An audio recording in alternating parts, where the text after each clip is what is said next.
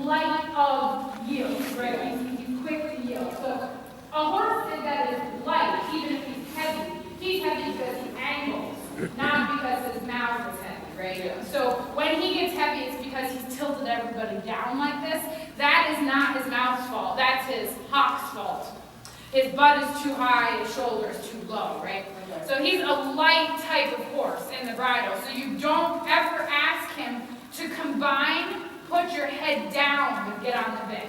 You only say soften your jaw. Soften your jaw, soften your jaw. It's the only requirement you want out of him. His jaw is soft, he will be soft in his back. If he goes on the bit, means head down, he's going on the forehand, then he's going to have to stick his nose out or curl, right, to work out his balance. Yeah. Okay, let's go back to it. So same thing, ride him into a collected walk, which is an uphill frame. So you could basically say, I don't want his head pulled. Lower, it's got to be between your bra and your belly, essentially. That's where his pole needs to live. So in your core, line in there. So the collected walk, of course, gets higher, more behind your back with your shoulder blades.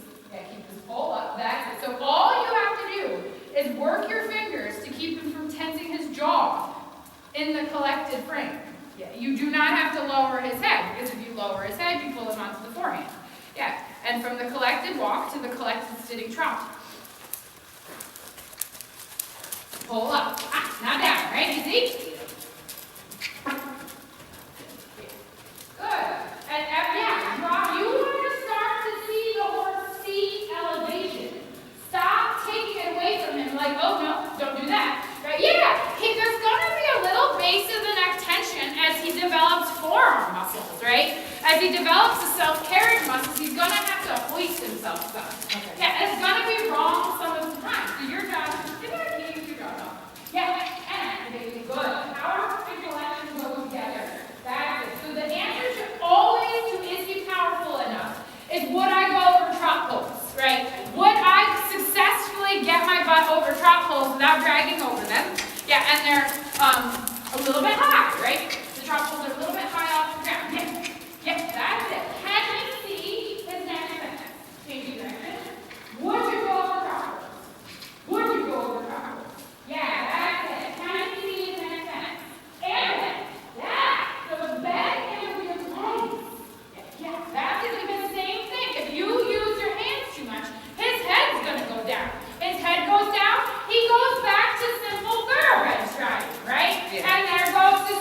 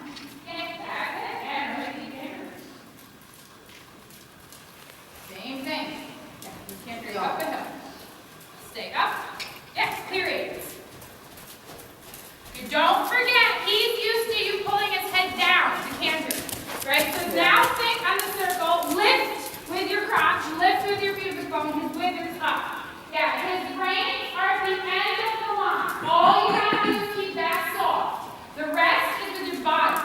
Yeah, drive them up to the bridle. Up to the bridle. Yeah, so the withers come higher. Yeah, so you're riding deep to the base of the jump. Yeah, and then you're going to jump over it. And it's a square option. Jump up over it from the deep to the base. Don't take a long shot. Yeah, a long shot. Good. Push. And push. That's it. Uh-oh. That I wouldn't jump from. Ah. Yeah. Yeah. There you go. Power. Ah, so what happens in suspension? You have a better chance to get the back leg swung deeper, right? So if the back leg swings deeper, then he thrusts off the ground from under himself. So he pushes himself higher into the air. So then he can swing deeper again. Yeah, that's it. Up over the ground. Up over the ground. That's it. Think straight up and cover ground. Straight up and cover ground. Yeah. Yeah. That's better. Come on. Yeah. You can keep taking little breaks on yourself. You feel that? Take what? You take little lulls, little breaks. Yeah. Yeah. So then when you take a little lull, he's such a good boy about sensitivity, he takes a little lull, right? Yeah. Yeah. So you both go, phew. Yeah.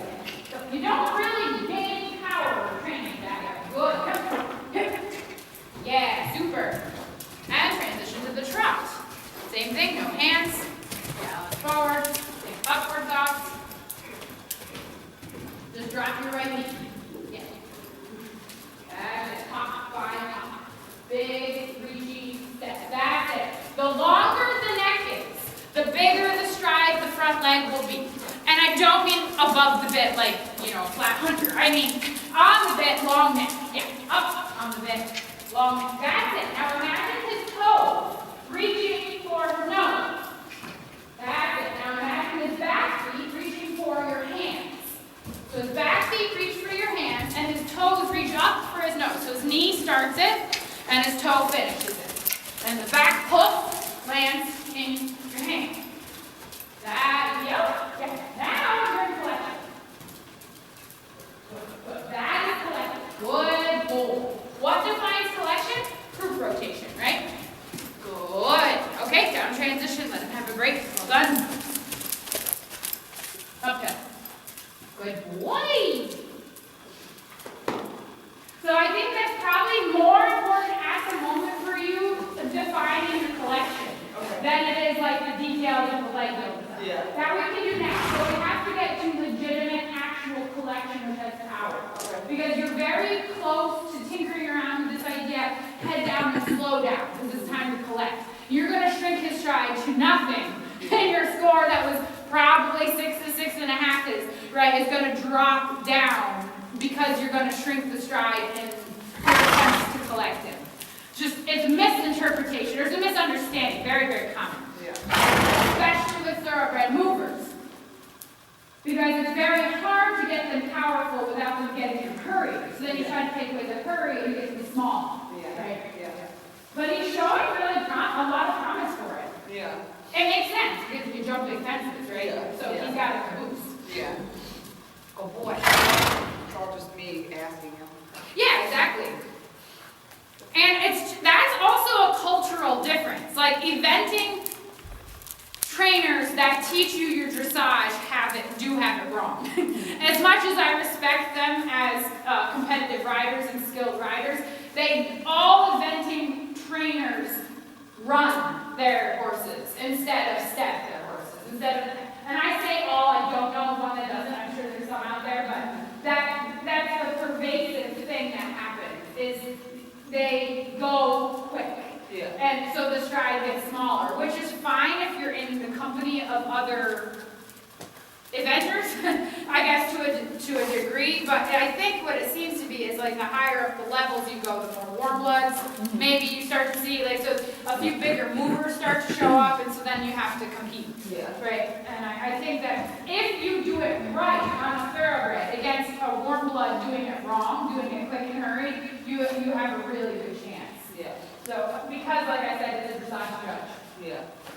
Watch the eventing Olympics dressage, and you're like, well, you know, like, what are they doing? Yeah. Right, and it's a misunderstanding. I don't think it's entirely that they're so fit for this other thing. They're riding their horses over tempo. Yeah. And too deep in the head usually. Yeah. So that's what I like about helping, is it's like, just add a little bit more of the dressage theory to it. Yeah. And it really makes a difference in the show ring. Yeah. And that. Oh, good job. All right, let's look at this left lead. Good job, sir. Left lead, of course, is the lead where you can't get down with your left hand and underuse your left.